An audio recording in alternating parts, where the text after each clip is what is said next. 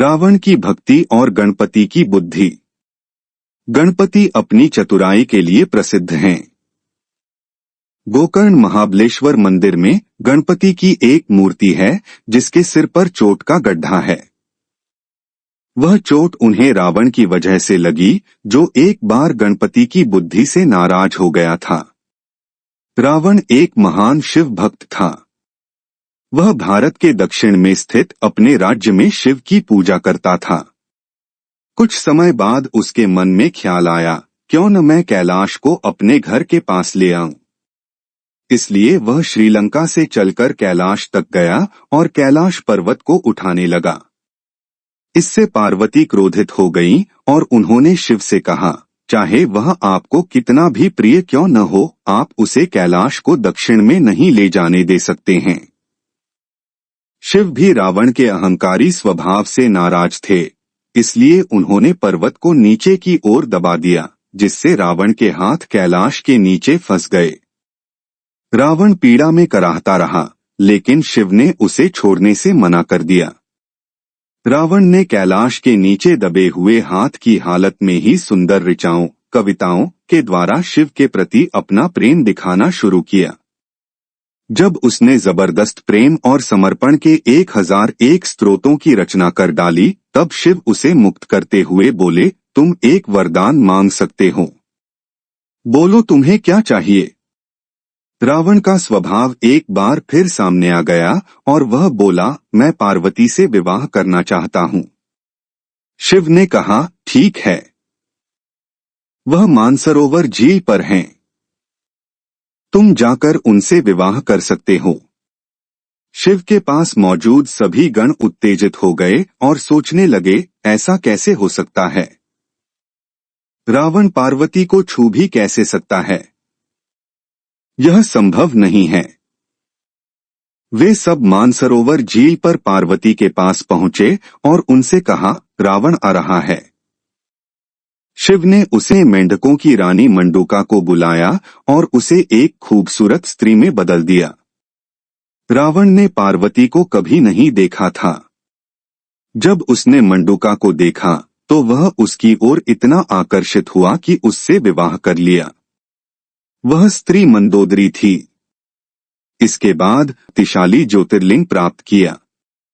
शिव को इस बात से कोई फर्क, वे हर उस चीज से प्रेम कर बैठते हैं जो सच्चाई और ईमानदारी से की जाती है।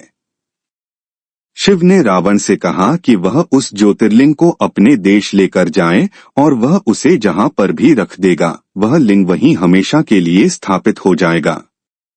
यही एक शर्त थी कि रावण ज्योतिर्लिंग को किसी भी दूसरी जगह नीचे नहीं रख सकता था, क्योंकि वह उसे जहां भी रखता वह वहीं स्थापित हो जाता। रावण बहुत सावधानी से पूरी ताकत के साथ ज्योतिर्लिंग को उठाकर चला। वह इतना बड़ा योगी था कि उसने हर पहलू पर ध्यान दिया। उसने खाना नहीं खाया, मूत्र त्याग नहीं किया, कोई ऐसा काम नहीं किया जो आम तौर पर हर मनुष्य को विवश कर देता है, और कैलाश से लेकर कर्नाटक के गोकर्ण नामक स्थान तक करीब 3000 किलोमीटर तक पैदल चलता रहा।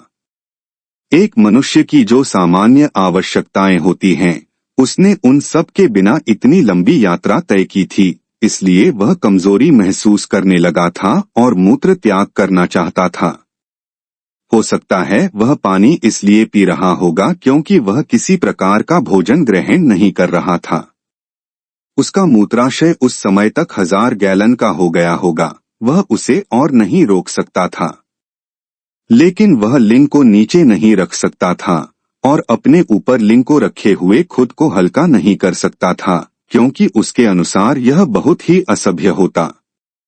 तभी उसे एक बहुत प्यारा और मासूस सा लड़का दिखा जो एक चरवाहा था। वह लड़का बेहद सीधा दिख रहा था। अगर आप कोई कीमती सामान किसी चालाक व्यक्ति को दे दें तो वह सामान लेकर भाग सकता है। वह लड़का मूर्ख दिख रहा था, इसलिए रावण बोला, जब तक मैं मूत्र त्याग करता हूँ तब तक यदि तुम इसे कुछ मिनटों के लिए अपने हाथ में रखे रहो तो मैं तुम्हें एक रत्न दूंगा, पर इसे नीचे मत रखना। लड़का बोला, ठीक है। रावण ने लिंग चरवाहे को दे दिया और पीठ घुमाकर मूत्र त्याग करने लगा। वह लड़का असल में गणपति थे, जो नहीं चाहते थे कि रावण उस लिंग को लंका ले कर जाए, क्योंकि ऐसा करने पर वह एक महामानव बन जाता। इसलिए गणपति ने लिंग को नीचे रख दिया और वह उसी क्षण धरती में धंस गया।